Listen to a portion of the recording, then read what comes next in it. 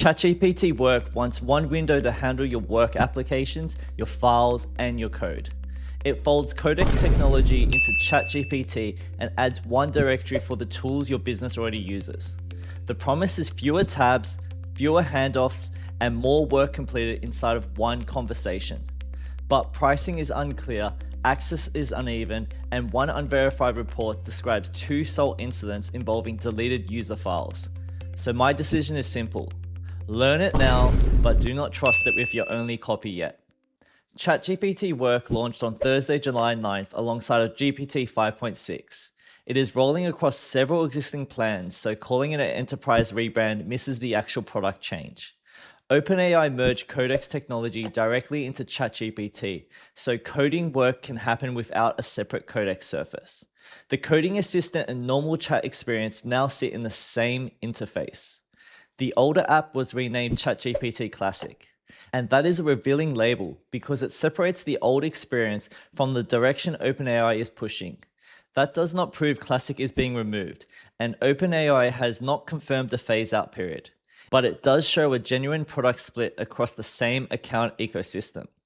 The obvious comparison is ChatGPT Work versus Claude Cowork and Copilot. But OpenAI's differentiator is Codex is inside of ChatGPT plus one directory for workplace integrations. GPT 5.6 launched with 3 named models: Sol, Terra, and Luna. They all appear to cover different capability levels, but the public reporting does not define those roles clearly. And the unusual part is how the release got delayed. Engadget and the Decoder reported that the Trump administration restricted access pending a national security review.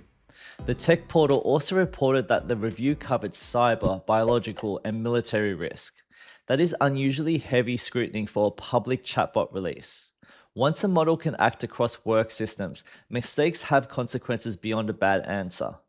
Access has started with Pro, Enterprise, and EDU accounts on web and mobile. Fox Business and Mac Rumors said Plus and Business would follow within days.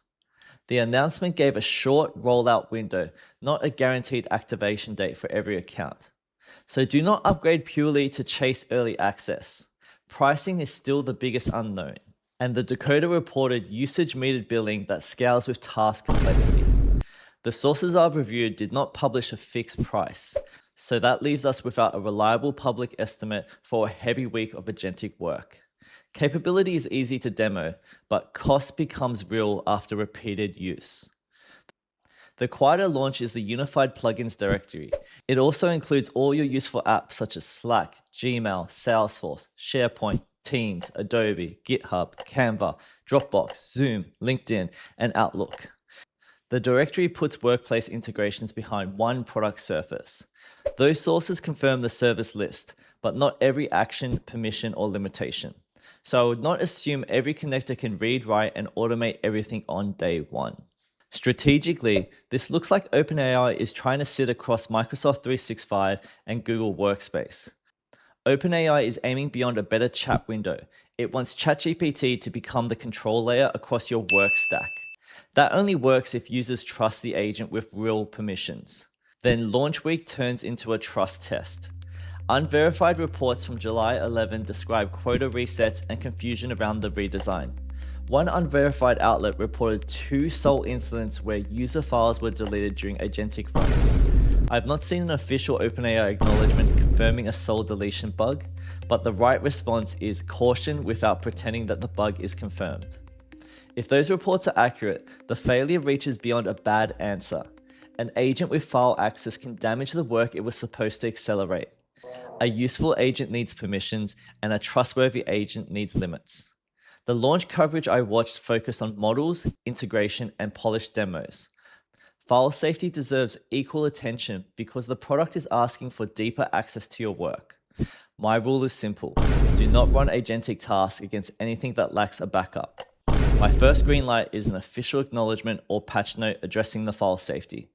Because it's now a couple days later and account access matters more than the launch week estimate. The second signal is ChatGPT Work actually appearing on Plus and Business accounts. If you already have Pro, Enterprise, or EDU access, start inside a sandbox folder containing copies only.